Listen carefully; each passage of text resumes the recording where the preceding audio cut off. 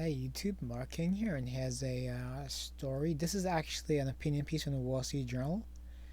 It's by Henry A. Kissinger. Kissinger was Secretary of State for Richard Nixon in 1970, should be yes, 73.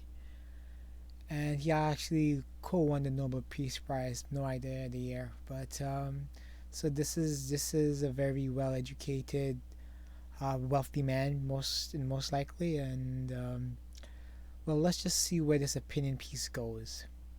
So the title of it is the virus pandemic will forever alter the world order. The U.S. must protect its citizens from disease while starting the urgent work of planning a new epoch. So it's the you could tell where it's going, and it's very telling what they're trying to push. It's very telling. Be very wary, right? People are going to try to use this to essentially get get get something. Okay, it's that whole idea, crisis go to waste. So these mad people are planning on their vision. As that California governor Gavin Newsom says, he's going to start a new liberal order essentially.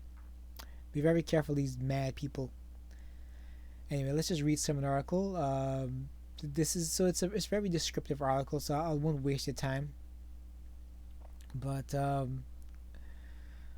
it almost seems like a soft news piece. Usually, soft news pieces aren't serious news. That's what it really is. But it's an opinion piece, but it's really written by a very like a soft news piece. So let's see. Nations go ahead and flourish on the belief that their institutions can foresee calamity, arrest its impact, and restore stability. When the pandemic is over, many countries' institutions will be perceived as having failed. Whether this judgment is objective fair is irrelevant. The reality is the world will never be the same after the pandemic. To argue now about the past only makes it harder to do what has to be done. The virus has struck with unprecedented scale and ferocity. It spread exponentially. Correct. Um, Testing is inadequate at a task of identifying the extent of infection, much less reversing its spread. A vaccine could be 12 to 18 months, but most likely be a lot sooner. Um, little early signs are there are some vaccines out there, and it will be pushed really fast simply because this is interfering with the world's economy. To be honest with you, it won't be 12 to 18 months, so it'll be a lot quicker than people think. At least that's my personal belief. Um, all right, so let's see where this is really going. I'll make this really short. Drawing lessons from the development of the Marshall Plan. The Marshall Plan was it was it was after World War II. It was essentially to get Europe up and running. Right, that's all the Marshall Plan was. Europe was devastated.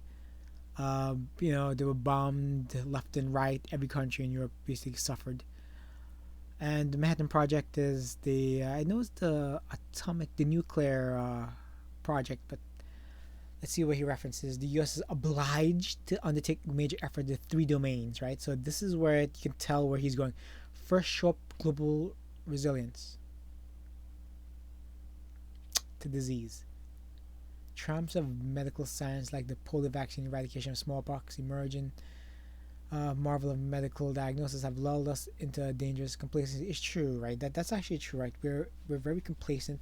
Again, when times are easy, you see these nutcases emerge, right? That's why you see a bunch of social justice, feminist nonsense. Also, um, people lose the sense that the world is actually a difficult place, and it's essentially hard to achieve things, right? So people want it easy by taking a shortcut, right?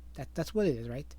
So we need to develop new techniques and technologies. All right, well, we do that constantly, okay? Cities and states and regions must consistently be prepared to protect their people from pandemics through stockpiling. So it sounds like they want to limit what people can buy, that's a bad sign, right? To me, that's terrible. What he's actually saying here, it's very dangerous. Let's see. Second, strive to heal wounds of the economy. Global leaders have learned implement lessons from the crisis was they've tried to fortify the banks. Okay, that's I mean, you can see why it's important to fortify the banks, but you really want to help the people themselves. That's the big that's a big conundrum. But most likely, if you don't fortify the banks, everything will have collapsed. You know, the banks are an important institution. I hate the banks also, but it's one of those necessary evils I think in capitalism, in the democratic world, in the modern world. Unnecessary public health measures such as social distancing and closing schools and businesses are contributing to the economic planning programs. Should also seek to ameliorate the effects of impending chaos and the world's most vulnerable. Okay, so this sounds like it's about identity politics here. It sounds like when he's talking in euphemisms, and he's trying to really cascade, he's trying to hide the evil intentions, the evil intents in my head. This was telling me here. It sounds like what he wants is for the United States to help, to basically help poor countries, and it's like you have to fortify your own nation, right? Those poor countries have to learn to fix their own issues, otherwise you'll never learn. Similar to everything in life, if you keep helping people constantly, they'll never become stronger. They'll never learn how to deal with conflict. Okay, he's mad. Whatever he's saying here is mad. But third is the one that you have to pay attention to. It's really scary what he's asking for. Third, safeguard the principles of the liberal world order. The founding legend of modern government is walled city protected by powerful rulers, sometimes despotic, other times benevolent, yet always strong enough to protect the people from an external enemy. That's the number one thing a government should do. That's what you pay the taxes for. Not all these other things. It's to protect you from external threats. Okay, that's it. Enlightenment thinkers reframe this concept, arguing the purpose of legitimate state is to provide the fundamental needs of people, security, order, economic well-being, and justice. Again, pay attention, right? Individuals can secure these things on their own. The pandemic has prompted an anchorism, a revival of the walled city in an age where prosperity depends on global trade and movement of people.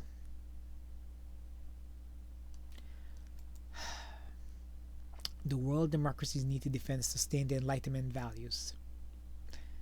And there it is. What he's really asking for, it sounds like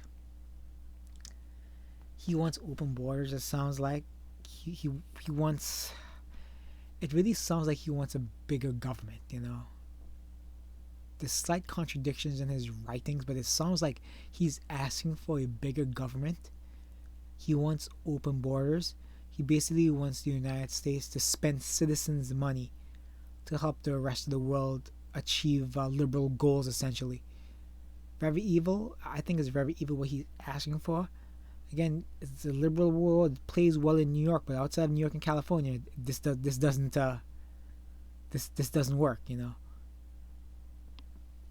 It doesn't fly with these people. A global retreat from balancing power with legitimacy will cause the social construct to disintegrate both domestically and internationally.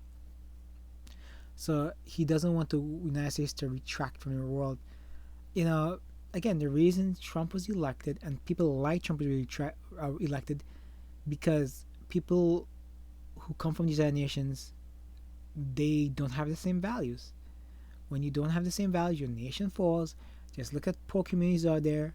Just look at communities that struggle. There you go. So this guy is absolutely insane what he's saying, because none of it matches reality. If you observe the data, you just observe the reality around you, you'll see these things don't that it does not work. Yet the millennial issue of legitimacy and power cannot be settled simultaneously with efforts to overcome the the plague. Restraint is necessary on all sides in both domestic politics and international diplomacy. Priorities must be established.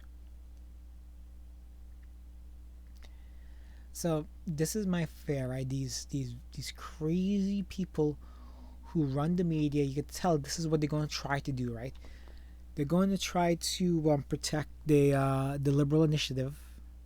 So what I've seen liberal initiative is very evil. It's about depending on state, forcing the state to enact laws that take away freedom from people who may disagree with the liberal world order. That's very dangerous. You disagree with gay marriage, you're automatically called a bigot. That's just the part of liberalism, the social justice stuff that has to end. Has to end. The people have to reject it. You know, um, go against the trans stuff. You're labeled things, and then you're fired. It's and this will be pushed upon the world. You know, it's very evil. It's very telling. Kissinger is a very brilliant man, but pay attention to what those who rule above you are saying to know what ideology you're trying to push. Very dangerous, and it's very planned language. It's very planned language. That's it. You know, and it was published in the Wall Street Journal to let you know what they're thinking. Be very careful of this stuff. The world will reject globalism when this pandemic is over. It's a natural response, and it's probably the right response. And don't trust communists. Don't trust people who push communist principles upon you. Okay? It's proven to fail. It's proven to fail in the past, and it's proven to fail in the modern world. Be careful. Okay? All right, guys. Hope you liked, enjoy. Take care, save, subscribe, the usual thumbs up. That's what people say to do. All right. Be safe and be wary. All right. Take care, guys. Bye.